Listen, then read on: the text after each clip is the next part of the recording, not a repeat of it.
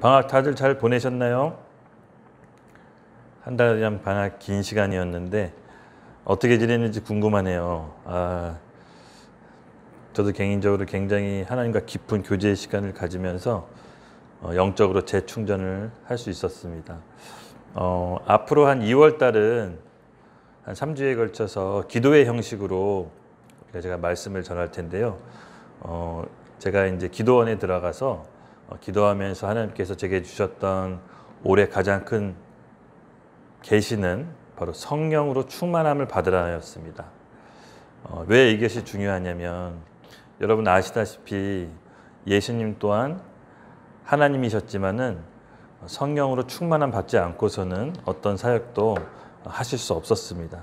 그 예수님의 사역의 가장 중요한 포인트가 바로 성령으로 충만함을 받았던 건데요. 성경을 잘 찾아보면 알겠지만은 예수님 또한 인간의 몸을 입고 있었고 또 육체 안에 갇혀 있었기 때문에 성령께 의지하면서 깊은 기도를 통해서 하나님과 교제를 갖고 모든 사역을 다 감당해 내셨습니다. 거기에 대한 말씀이 여러분 잘 아시다시피 제가 오늘 아침에 카톡방에 올렸던 말씀 있죠. 제가 한번 읽어드리겠습니다. 하나님이 나사렛 예수에게서 성령과 능력을 기름 붓듯 하셨음에 그가 두루 다니시며 선한 일을 행하시고 마귀에게 눌린 모든 사람을 고치셨으니 이는 하나님이 함께 하셨음이라. 아멘. 예수님의 사역의 비밀은 바로 성령을 받고 하나님의 그 성령의 기름 부음을 기름 붓듯 부으셔서 그 성령의 능력으로 행하셨던 겁니다. 여러분 우리가 살아가는 데 있어서 크리스찬으로서 가장 신앙생활의 중요한 키포인트가 뭔지 아십니까? 바로 성령이 이끌려서 성령님과 함께 내 안에 계신 성령님을 인식하는 겁니다. 근데 우리가 알다시피 신앙생활 오래 하고 어떻게 보면 연륜이 있음에도 불구하고 이 성령을 의지하는 것보다 우리 오감, 눈에 보이는 현실, 상황에 더 크게 반응할 때가 있습니다. 그렇지만 진짜 크리스찬은요, 내 안에 계신 성령님을 인식하며 그 성령의 인도함 받는 것이 바로 진짜 신앙생활의 비밀입니다. 우리가 이 훈련이 좀 잘 안 돼 있는 것 같아요. 교회를 오래 다니고 신앙생활을 오래 해도 역시 우리 안에 계신 그 성령님이 어떠한 분인지를 확고하게 인식하지 못하고 살아가다 보니까 때로는 상황에 휘둘려서 문제 앞에 무릎을 꿇고 내 안에 계신 성령님이 활발히 활동하지 못하게 살아가는 경우가 너무도 많이 봅니다. 그래서 어떻게 하면 우리 2022년도 첫 신년 기도의 메시지를 어떻게 기도하면 좋을까 했을 때 하나님께서는 저에게 성령으로 충만함을 받으라는 메시지를 주셨습니다. 여러분도 올 한 해 이 신년 기도회를 통해서 어떻게 하면 내가 성령에 이끌려서 성령의 충만함을 받고 신앙생활 할 수 있는지를 잘 한번 살펴보시기 바랍니다. 예수님의 사역의 비밀은 바로 성령께 의지하면서 성령의 충만함으로 사역했던 것입니다. 조금 올해부터 좀 변화가 있는데요. 제가 사도신경을 좀 우리가 같이 읽고 모든 예배를 좀 시작했으면 좋겠는데 사도신경은 우리가 믿는 하나님에 대한 고백입니다. 제가 왜 이거를 하게 됐냐면요. 조금 이렇게 좀 관념적으로 이렇게 좀 개념이 잘 안 잡혀 있는 경우가 있어요. 그러니까 우리가 믿는 예수님, 하나님, 성령님 세 분이 같은 하나님이시지만 인격은 같으시지만 또 서로 위계 질서가 있죠. 그리고 하나님의 역할, 그리고 예수님의 역할, 성령님의 역할이 각자 다른데 우리가 여기에 대해서 개념 정리가 잘 안 돼 있어요.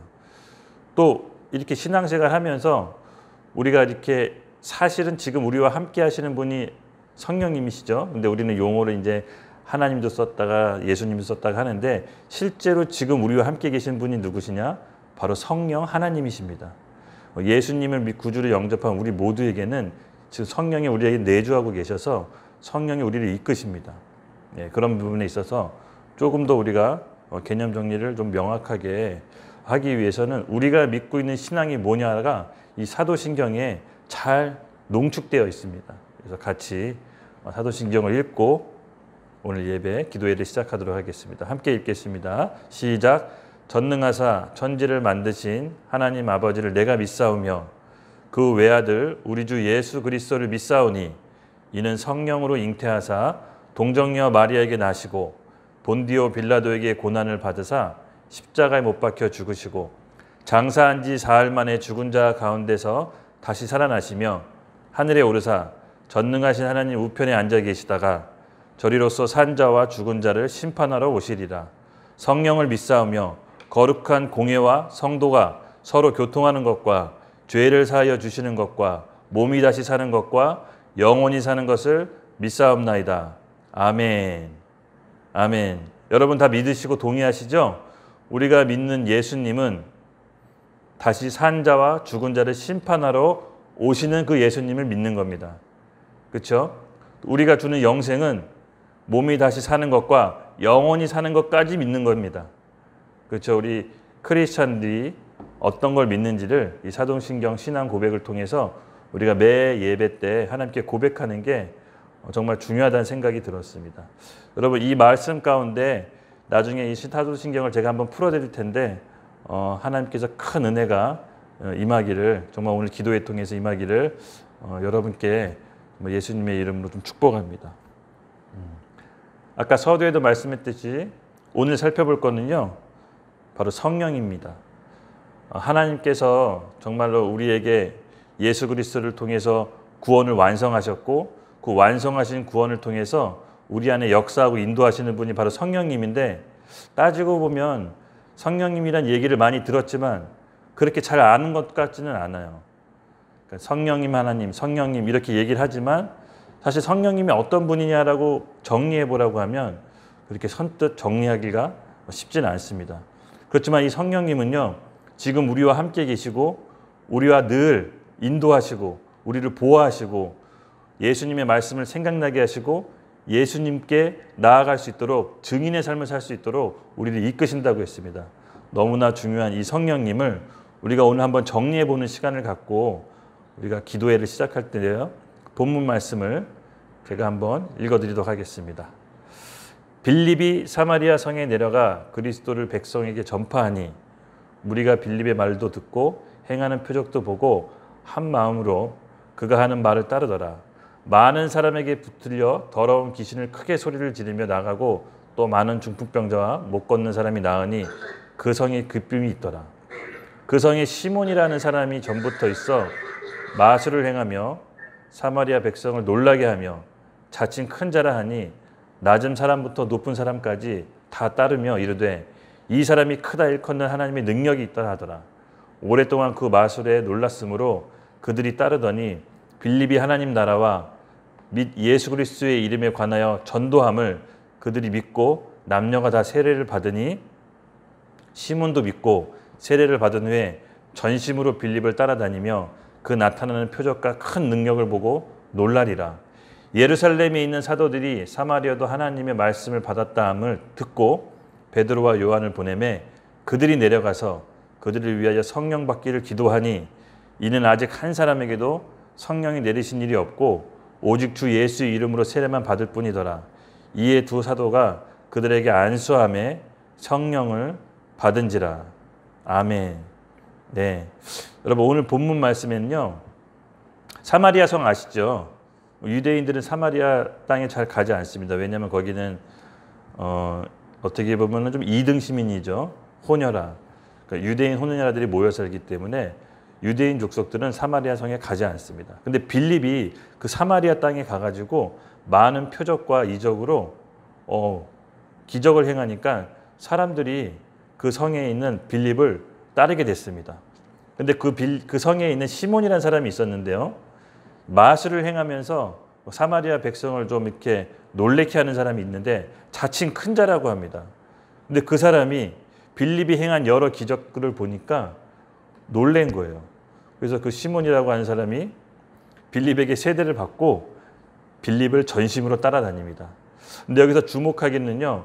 예루살렘에 있는 그 사도들이 사마리아 성에 있는 빌립의 여러 가지 표적과 이사기를 소문을 듣고 예루살렘 교회에서 사마리아로 베드로와 요한을 보내게 됩니다.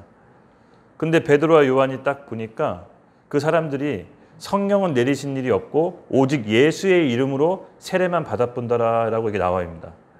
그래서 그 두 사도가 베드로와 요한이 그들에게 안수함에 성령을 받았더라고 나옵니다. 여러분 오늘 본문 말씀에서 좀 중요한 키포인트가 있는데 16절, 17절. 예수님을 믿고 난 다음에 우리 안에 성령님이 계시죠. 근데 어찌된 영물인지 이 두 사도들은 그들에게 안수함에 다시 또 성령을 받으라고 합니다. 질문 하나 할게요. 우리 안에 계신 성령님이 또 있는데 또 뭔가 성령을 받아야 됩니까? 성령 세례를? 여러분 어떻게 생각하세요? 예수님을 구주를 믿은 즉시 우리 안에 성령님이 내주하시죠. 여기 보시면 사람들도 예수 이름으로 세례로 받고 죄사함을 받았다고 합니다. 근데 요한과 베드로가 그걸로는 뭔가 부족한 나머지 바로 그들에게 안수함에 그들이 성령을 받았다라고 합니다. 어떤 뜻일까요? 예.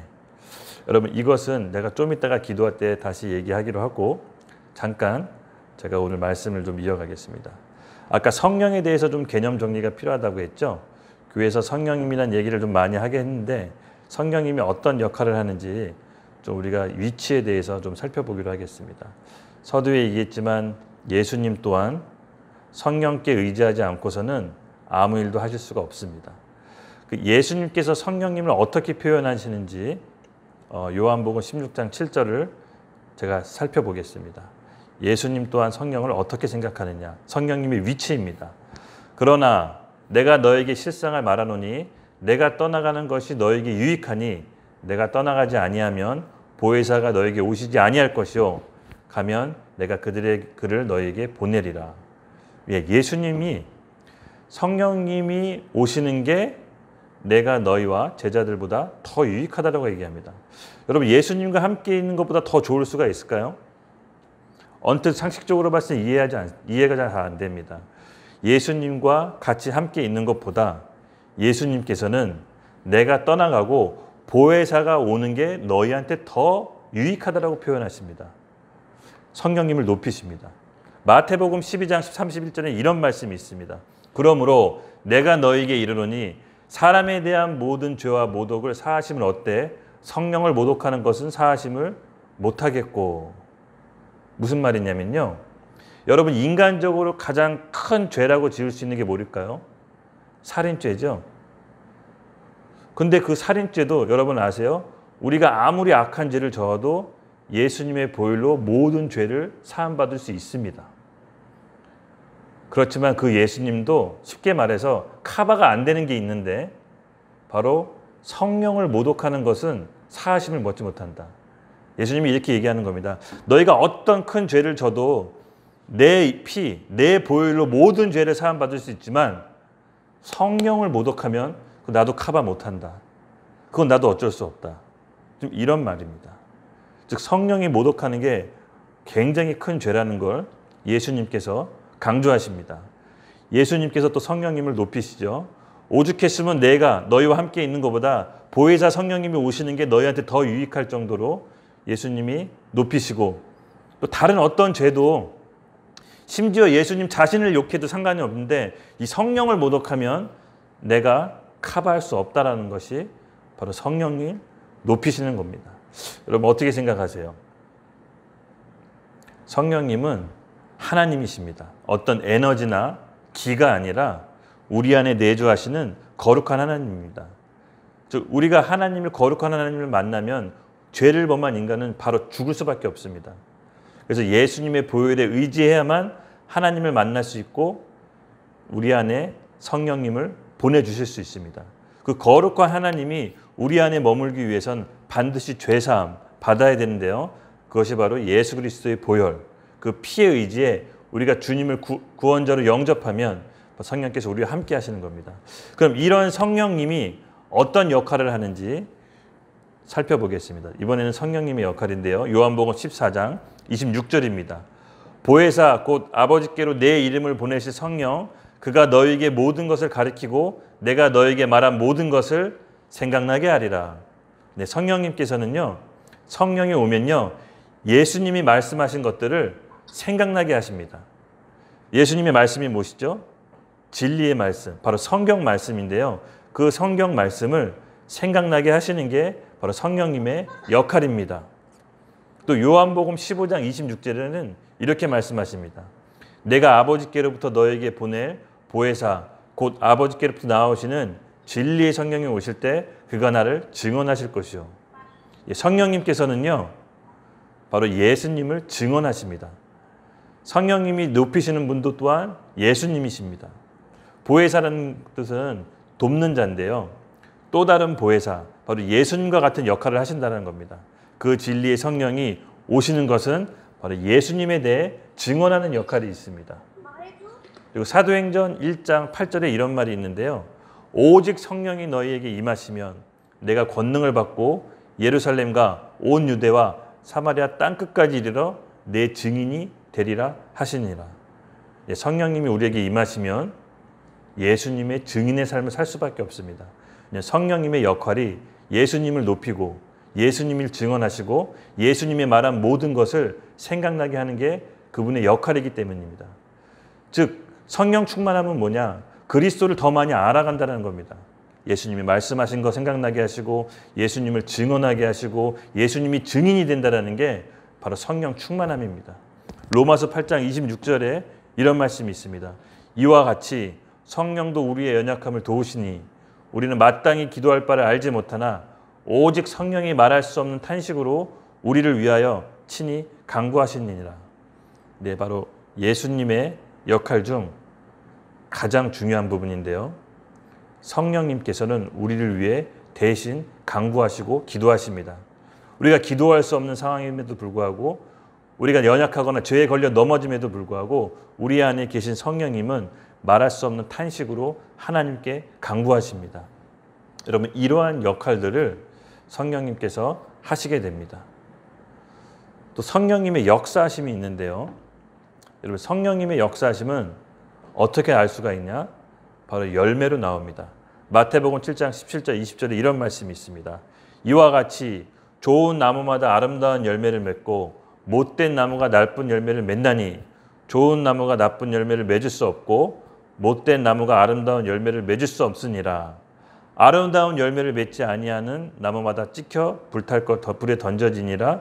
이러므로 그들의 열매로 그들을 알리라. 저 사람이 성령님과 함께 있는지 어떻게 하냐? 바로 열매로, 그가 나오는 열매로 성령님과 함께 있는지 알 수가 있는 것입니다. 성령님의 열사 중에 어떤 열매가 있냐? 이 내적인 열매가 있고 이 외적인 열매가 있는데 주로 내적인 열매는 성품으로 나옵니다. 고린도전서 2장 12절. 우리가 세상의 영을 받지 아니하고 오직 하나님께로부터 나온 영을 받았으니 우는 우리로 하여금 하나님께서 우리에게 은혜로 주신 것을 알게 하려 하심이니라. 여러분 성령께서 우리 안에 내적 열매를 깨우친다는 건요. 하나님께서 우리에게 주신 사랑과 은혜를 비로소 깨닫게 하고 알게 하십니다. 여러분 나중에 자식을 키워보면 알겠지만 그 자식에게는 당장 부모님이 뭘 해줘도 그게 얼마나 고맙고 기쁜지를 잘 몰라요. 왜냐하면 본인이 원하는 게 눈앞에 있는 게 원하는 거지 정말로 자신이 유익하다는 게 뭔지를 알지 못합니다. 근데 부모 입장에서는 알죠. 그 자식이 진짜로 뭐가 필요하고 유익한지 그걸 나중에 줍니다. 근데 나이가 들고 철이 들면 그때 가서 자식이 깨닫습니다. 아, 그때 우리 부모님이 주셨던 게 지금 이렇게 날 생각하고 날 잘되기 위해서 주신 거였구나. 그때 비로소 은혜와 깨달음을 주시는데 바로 하나님께서 우리에게 주신 은혜가 무엇인지를 성령께서는 깨닫게 하시고 알게 하십니다. 지금 우리가 이렇게 살다 보면은 정말 아차 싶을 정도로 위험했던 순간들도 있고 우리는 잘 모르지만 우리의 선택으로 인해서 안 좋은 길로 빠질 수 있었는데 하나님의 은혜로 지금까지 잘 살아온 것도 있습니다. 근데 그런 것들을 하나님의 우리에게 주신 은혜를 성령께서는 알게 하시고 깨닫게 하십니다. 갈라디아서 5장 22절에서 23절 여러분들 잘 아시는 성령의 열매가 있는데요. 오직 성령의 열매는 사랑과 희락과 화평과 오래 참음과 자비와 양선과 충선과 온유와 절제니 이 같은 것을 금지할 법이 없느니라. 예, 성령에 나오는 내적인 열매 바로 사랑과 희락과 화평과 오래 참음입니다. 여러분 이런 것들은 금지할 법이 없다고 합니다. 여러분 우리가 세상 살아가면서 많은 오감과 육감으로 사람들을 대하고 우리가 자주 흥분하고 우리 마음에 늘 요동치는 것을 보는데요. 이 성령의 열매는요, 늘 사랑하고 희락으로 화평과 오래 참음으로 자비와 양선과 충성심으로 섬깁니다. 특히 우리 안에 성령의 열매는요, 온유와 절제로 나옵니다. 우리가 이런 성령의 열매를 할 수 있냐? 어느 정도는 흉내낼 수 있지만요, 하다가 금방 지치고 다시 다른 길로 갑니다. 그러나 이 성령의 열매는요, 우리 안에 계신 그 성령이 얼마나 큰지를 더 집중하면 우리가 그 성령님을 인식하게 되고, 그 성령님을 인식하게 되면 그 성령님에 따라 인도받고 성령님의 길로 찾아갈 수가 있습니다. 그 첫 번째 포인트가 뭐냐면요, 바로 기도입니다. 예수님께서는 인간의 몸을 입고 있었기 때문에 예수님 또한 성령 충만함을 받기 위해서는 하나님과 따로 시간을 떼어서 기도하는 시간을 가졌습니다. 새벽에, 골방에, 아무도 없을 때 바로 하나님께 기도함으로 성령님의 의지하면서 성령 충만함을 받고 예수님의 사랑과 희락과 화평과 그 오래 참음의 성품이 사람들을 통해 나타나기 시작한 겁니다. 그래서 예수님을 보면은 하나님을 본 거랑 같다고 했습니다. 근데 그런 예수님께서 우리에게 주신 성령님, 여러분 각 마음속에 있는 그 성령님을 인식하면서 기도함으로 성령께서 우리에게 이끄시는 삶으로 인도함 받으면 우리 또한 성령의 열매를 내적으로 맺을 수가 있는 겁니다. 이 성령의 열매를 오늘 사모하시기 바랍니다. 또 외적인 열매가 있습니다. 성령이 우리 가운데 임하시면 내적인 열매뿐만이 아니라 외적인 표적도 임합니다. 이 부분에 있어서 우리가 조금 많이 간과하고 있는데요. 여러분, 성경에는요, 예수님께서 외적인 열매가 엄청나게 많이 나옵니다.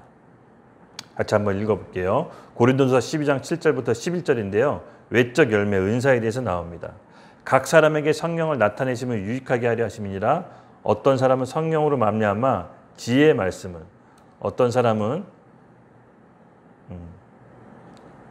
어떤 사람에게는 같은 성령에 따라 지식의 말씀을, 다른 사람에게는 같은 성령으로 믿음을, 어떤 사람에게는 한 성령으로 병 고치는 은사를, 어떤 사람에게는 능력 행사함을, 어떤 사람에게는 예언함을, 어떤 사람에게는 영들의 분별함을, 어떤 사람에게는 각종 방언을 말하며 어떤 사람에게는 방언을 통역함을 주시나니 이 모든 일은 같은 한 성령에서 행하사 그의 뜻대로 각 사람에게 나누어 주시는 것이니라.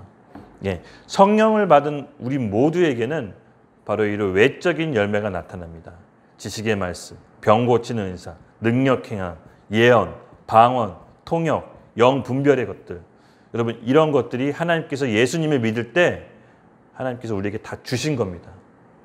그렇지만 우리가 세상 살아가면서 이런 것들을 다 어떻게 하죠? 외적인 열매를 여러분 나타내고 삽니까? 그렇지 못한 경우가 너무나 많습니다. 세상에 눌리고 과거의 상처에 매이고 또 여러 가지 상황과 또 여러 가지 난제들을 통해서 우리는 삶의 타협봅니다. 그렇지만 하나님께서 우리에게 주신 그 성령이 어떤 것인지 집중하고 인식하는 순간 나의 삶의 문제를 뛰어넘어 성령의 열적인 열매 그리고 내적인 열매를 포함해 우리 주변 사람 모두를 살릴 수 있는 엄청난 보화를 우리에게 주신 겁니다. 여러분, 이것을 인식하고 성령님에 이끌려서 사는 것이 우리가 올해 목표로 삼읍시다. 그렇게 살아낼 때 바로 주변 사람들이 우리를 보고 빛과 소금으로 여길 것입니다. 같이 이제 기도하는 시간을 좀 가질 텐데요.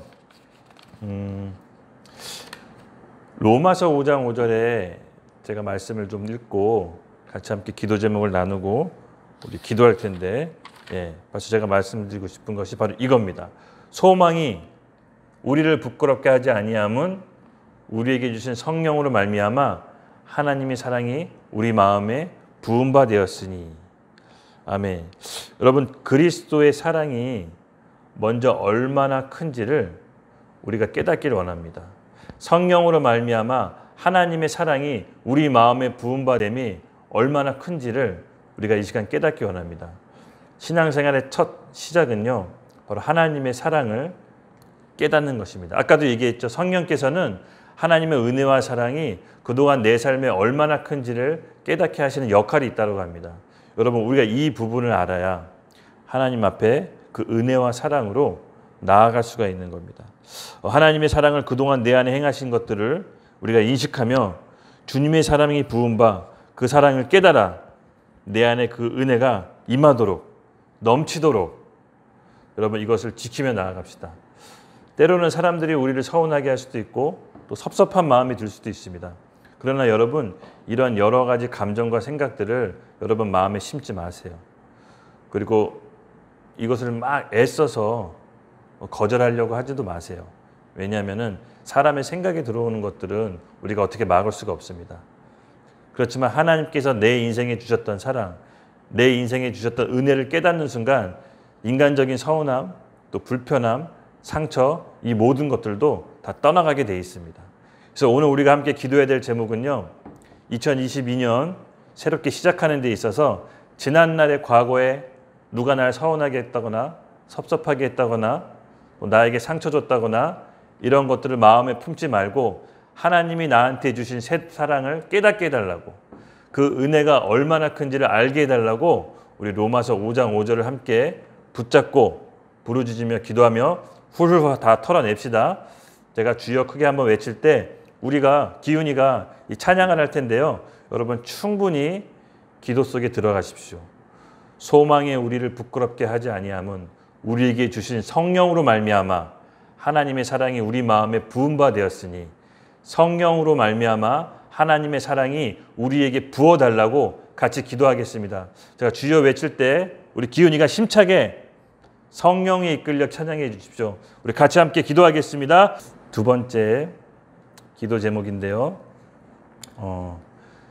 내 안에 하나님 나라가 임하도록, 다시 말해서 성령이죠. 하나님 나라, 제가 어떻게 보면요. 이미 우리 안에 있으신 성령님이 우리를 지배하게 하는 게 바로 하나님 나라가 임하게 한다는 겁니다. 많이들 우리 얘기를 듣지만 실질적으로 이렇게 살아가는 게 어떤 건지를 너무 관념적으로 알고 있는데요. 제가 로마서 14장 17절을 읽으면서 하나님 나라, 성령에 어떻게 지배받고 사는지를 같이 우리 함께 나누고 이 부분에 대해서 같이 기도합시다. 로마서 14장 17절 하나님의 나라는 먹는 것과 마시는 것이 아니요 오직 성령 안에 있는 의와 평강과 희락이니라. 아멘. 네, 여러분 우리가 마음을 지키기가 너무 어렵습니다. 세상 살다 보면 정말 눈에 보이는 것들이 더 크게 느껴집니다. 하나님께서는 우리에게 복음을 주셨고 그 복음의 능력이 얼마나 큰지를 인식하기도 전에 우리가 다른 여러 가지를 쫓고 다른 더 힘 있는 것처럼 보이는 것들에 이끌려 살아갑니다. 그러다 보니까 성령께서 지금 나에게 꼭 필요하신 것들을 매번 놓치고 다시 엉뚱한 길로 돌아가는 경우가 너무나 많습니다. 근데 여러분 그거 아십니까? 내 안에 먼저 하나님의 나라가 임해야 우리가 성령 안에서 의와 평강과 희락을 누릴 수 있습니다. 외부가 어떻게 돌아가던 많은 사람들이 나에 대해서 어떻게 평가하던 내가 능력이 있건 없건 그것은 둘째 문제고요. 성령 안에서 내가 의와 평강과 희락이 과연 임했느냐, 내가 하나님 안에서 중심을 잡고 이 세상을 살아가느냐, 아니면 엄청난 보화라는 복음의 능력을 받고도 여전히 나는 사람들의 시선과 사람들의 인정과 세상의 모든 지식들로부터 메말라 있는 건 아닌지 다시 한번 우리가 생각해 봅시다. 여러분 우리 안에 있는 탐욕, 집착, 이런 썩어 없어질 것들에 너무 목숨 걸지 맙시다. 정말로 구해야 될 것은 하나님의 나라인데요. 이런 것은 먹는 것과 마시는 것이 아닙니다. 오직 성령이 우리할 때 임할 때 세상이 어떻게 돌아가든 주위의 환경이 어떻게 돌아가든 사람이 나에 대해서 어떻게 평가하든 의와 평강의 희락으로 인해서 하나님 안에서 온전히 내가 세상으로부터 내 안에 열매와 성품이 나갈 수가 있는 겁니다. 그러면 우리가 하나님 나라를 구할 때 먼저 성령이 나를 지배할 수 있도록 내 안의 마음과 생각을 지배하기를, 우리 속사람이 더 강건해지기를 기도합시다. 눈에 보이는 실체가 결코 우리를 의의 길로 인도하지 못합니다. 왜냐하면 인간은 영적인 존재이기 때문에 하나님 안에서만 비로소 안정감을 누릴 수 있습니다. 여러분 이렇게 살다 보면요, 막 사람의 인정을 너무나도 구하는 사람이 있어요. 근데 결국 그 사람들의 과거를 좀 살펴보면은 어릴 적에 보면 또 거절감, 그리고 또 애정결핍, 이런 것들이 또 원인이 될 수가 있겠더라고요. 이런 것들이 자라면서 그 상처로 인해서 사람의 인정을 구하게 되고, 또 사람의 인정을 구하기 위해서 계속 자기 자신을 뭔가 갖추고 포장하면서 살아갑니다. 근데 그 안에 뿌리를 보면요, 사실은요, 하나님 안에서만 채워져야 할 것들이 있습니다. 인간은 하나님 안에서 나왔기 때문에 하나님께부터 반드시 체험을 받아야 만족하는 삶이거든요. 근데 하나님께서는 원래 그것을 가정 안에서 체험받기로 디자인하셨는데, 이것들이 온전치 못하다 보니까 다른 사람들, 다른 친구들, 다른 여러 가지 것들을 체험받으려, 인정받으려 계속해서 그렇게 살아갑니다. 근데 여러분 잊지 말아야 될 거는요, 오직 우리가 안정된 삶을 살기 위해서는 하나님께로부터 오는 성령 안에 있는 의와 평강과 희락이 임해야지만 우리가 비로소 안정되게 살아갈 수 있습니다. 그러므로 여러분 안에 하나님 나라를 먼저 구합시다. 이 하나님 나라가 임하지 못하게 하는 것들, 죄, 염려, 두려움 떨쳐보내야 됩니다. 그런 것들을 우리 안에 생각으로 들어오는 것들은 우리가 막을 수는 없지만 이 영 안에 심겨지지 않도록 우리가 걷어낼 수는 있습니다. 바로 염려, 두려움, 상처들이 온다면, 여러분 이런 것들이 그냥 놔둔다면 우리 안에 성령 안에서 의와 평강과 희락이 자리 잡을 수 없게 하는 방해하는 요인들입니다. 성령 안에서 의와 평강과 희락을 여러분 굳게 붙잡으십시오. 세상적인 염려, 두려움, 상처를 내 영 안에 심기지 말고 걷어내십시오. 예수 그리스도의 이름으로 내 안에 있는 성령님이 세상에 있는 것보다 더 크시다라는 것을 인식하며 살아가야 됩니다. 그렇지 않으면 여러분이 거짓 생각의 것들을 사로잡혀서 여러분 안에 계신 성령이 활발히 활동하는 것을 막고 누르고 억누르고 역할을 못하도록 붙잡게 됩니다. 그것이 바로 눌림인데요. 이 눌림이 여러분 안에서 깨지고 파쇄되는 한 해가 되기를 정말 예수님의 이름으로 축복합니다. 여러분 염려를 왜 붙잡는지 아세요? 두려움을 왜 붙잡는지 아세요? 그것이 하나님보다 더 크게 느껴지기 때문에. 즉 다시 말해서 내 안에 있는 미묘한 불신앙, 하나님을 믿지 못하는 것들이 자리 잡으면요, 염려하게 되고 불안하게 되고 두렵게 됩니다. 그것의 마음으로 허용하게 되면 당연히 우리 안에 하나님 나라가 임하지 못하게 되는 거죠. 그러면 사단이 주는 염려와 두려움과 불안을 걷어내시고 성령 안에서 의와 평강과 희락을 누릴 수 있도록 우리 자신을 끊임없이 기도의 자리로, 말씀의 자리로 나아갑시다. 아까 제가 성령의 역할 얘기했죠. 우리가 하나님의 성령 안에서 기도하게 되면요, 성령은 말씀을 증언하신다고 해서 예수님을 증언하시죠. 진리를 깨닫게 하신다고 했습니다. 즉 성경 말씀이 우리가 어떻게 적용해야 되는지를 깨닫게 합니다. 즉 기도로서 성령님의 임재를 구하고 말씀을 보므로 성령님 우리를 어떻게 인도하실지 이 말씀으로 우리를 인도하십니다. 그러므로 여러분 두려움과 염려와 거짓된 메시지를 붙잡지 마십시오. 그럴 시간에 기도의 자리로 나아가 지금 성령께서 나에게 무슨 말씀을 하시는지 성경 말씀으로 받아내야 됩니다. 그렇게 성경 말씀이 우리를 통치하고 우리가 그것을 순복해서 순종에 따라갈 때 성령께서 우리를 이끄시는 겁니다. 가장 좋은 길로. 이것이 바로 엠마누엘이고 하나님과 동행하는 삶입니다. 이 신앙생활의 첫 단추가 되지 않으면요, 기도하고 성령께 주시는 마음에 순종하고 그가 주시는 말씀을 붙잡고 살아가는 훈련이 안 돼 있으면 여러분 세상 사람들의 그리고 세상에 주는 메시지에 누구라도 여러분과 다 저와 상관없이 다 속게 됩니다. 그러므로 우리 안에 있는 하나님 나라가 임할 수 있도록 두려움과 염려와 상처들이 떠나가고 예수님이 주시는 바로 성령 안에서 의와 평강과 희락을 누리도록 우리 같이 기도합시다. 제가 주여 크게 외칠 때 우리 기훈이가 다시 찬양해 주면요, 바로 로마서 14장 17절 말씀을 붙잡고 함께 하나님 나라 성령 안에서 의와 평강과 희락이 임하도록 우리 같이 기도하겠습니다. 누가복음 11장 11절에서 13절 제가 읽어드리겠습니다.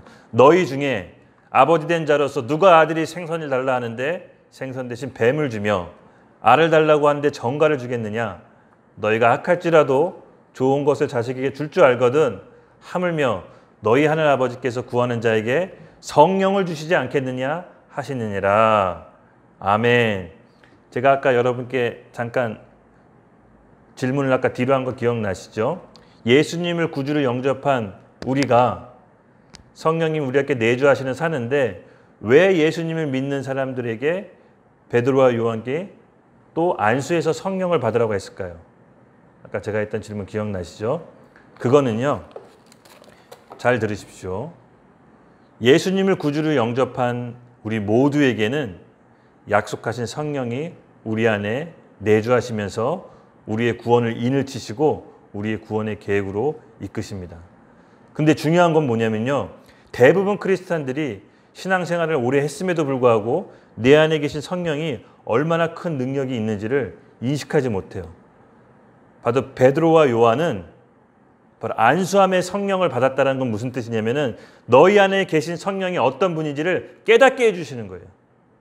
그 계기가 필요한 거예요. 우리가 엄청난 보아인 성령을 받고도 능력으로 살지 못하고 여전히 내 문제, 내 상처를 붙잡고 그 아젠다에서 벗어나지 못하는 이유가 뭐냐면요. 바로 내주하신 성령의 능력이 얼마나 큰지를 깨닫지 못하고 있는 거예요.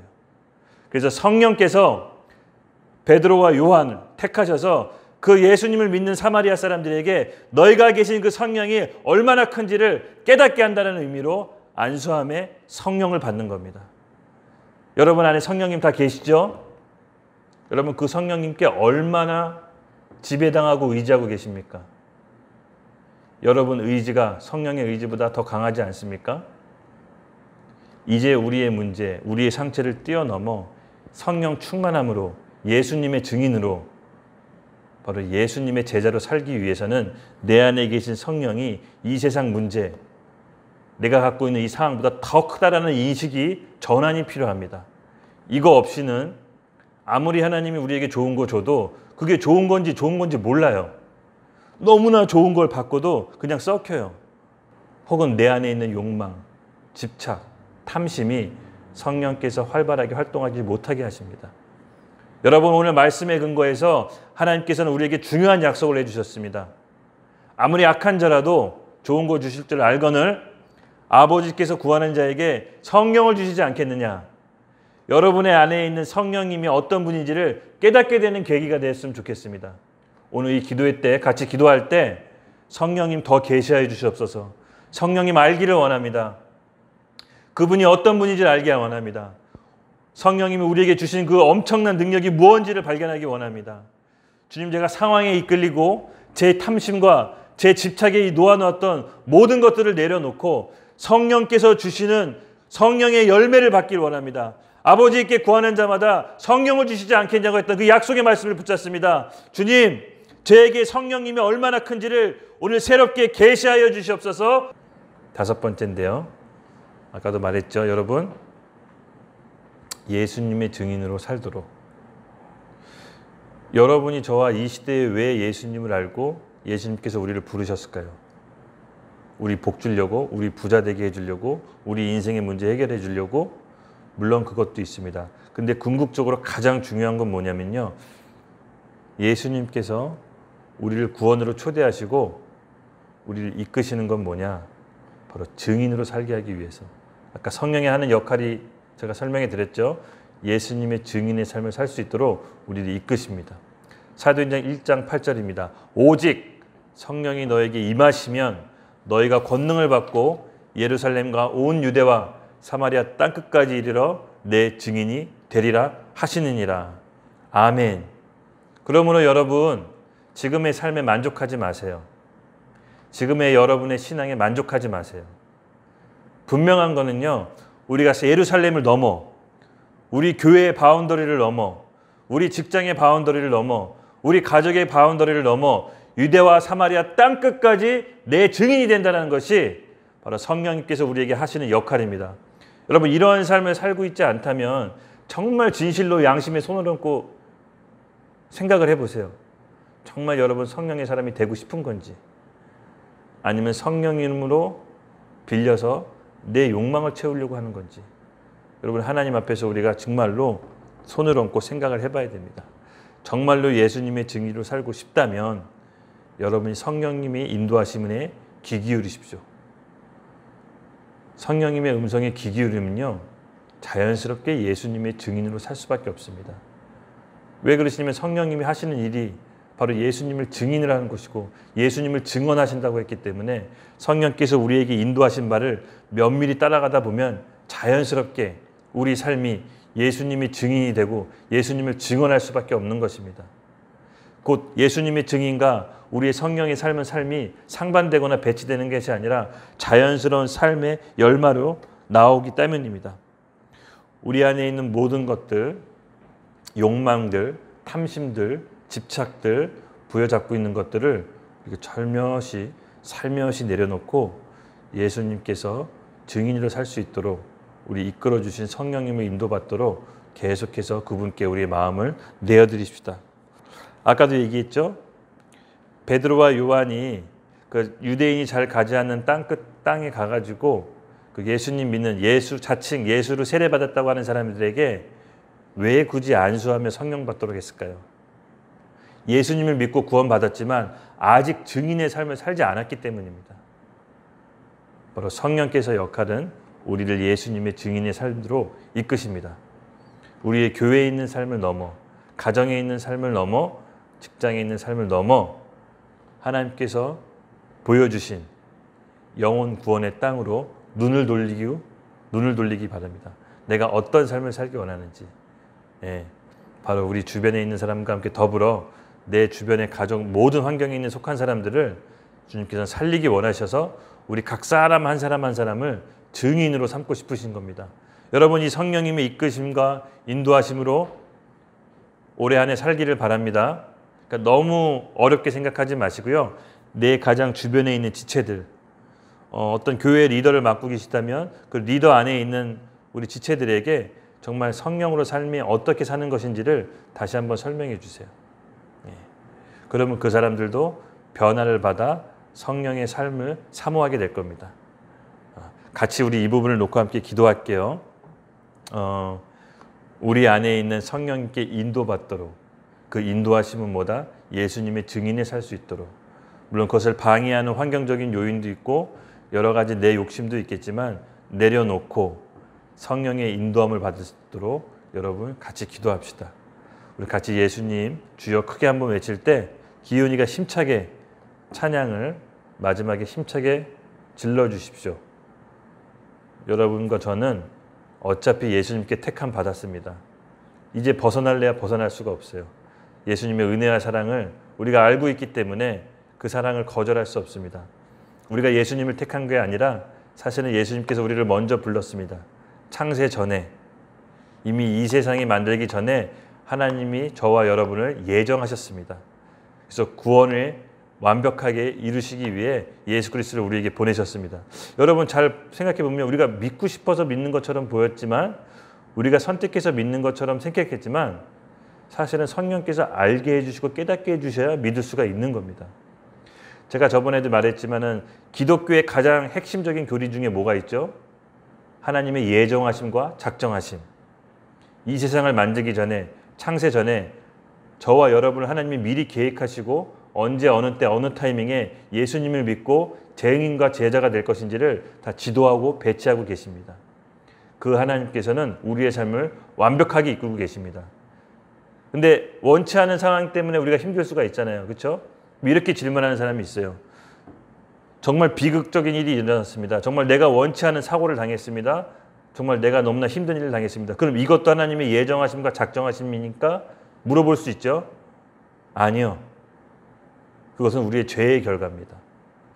하나님의 구원에 대한 우리의 보증과 약속은 창세전부터 그 구원의 역사를 통해 이끄시지만 그 우리의 죄로 인해, 우리의 연약함으로 인해, 우리의 실수로 인해 벌어지는 모든 것들은 사실은 우리의 죄 때문입니다.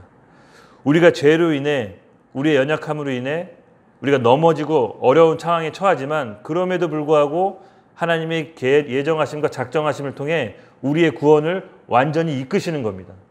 그 하나님 안에, 계획 안에 우리가 들어있다면 실수하고 죄를 지어 넘어질지라도 하나님에 대한 구원의 약속은 온전히 이루시는 겁니다. 하나님은 구원의 계획자시고 그 구원의 계획을 완성시키신 분은 예수님이시고 그 구원의 계획을 이끌고 인도받도록 이끄시는 분은 지금 우리와 함께 계시는 성령님이십니다. 그러면 여러분 성령님의 인도하심을 잘 따라가십시오. 예수님의 증인으로 살아가십시오. 저와 여러분은 하나님께서 인치시고 보증한 사람들입니다. 이 인식을 갖고 우리 같이 주여 크게 외치고 함께 기도하겠습니다. 주여! 하나님, 주님, 성령님 저와 함께하여 주시옵소서. 성령님 저를 이끌어 주시옵소서. 성령님 저를 인도하여 주시옵소서. 성령님 저와 함께하여 주시옵소서. 성령님 제 말을 이끌어 주시고 인도하여 주시고 저와 늘 함께하여 주시옵소서. 성령님의 인도하심과 성령님의 역사하심을 통해 제가 예수님의 증인의 삶을 살 수 있도록 저를 온전히 이끌어 주시옵소서. 아버지 하나님, 성령님께 제 삶을 내어드립니다. 성령님께 제 삶을 인도해 드립니다. 성령 하나님, 저를 이끄시고 인도하시고 함께하여 주시옵소서. 성령님, 제 자신을 내어드립니다.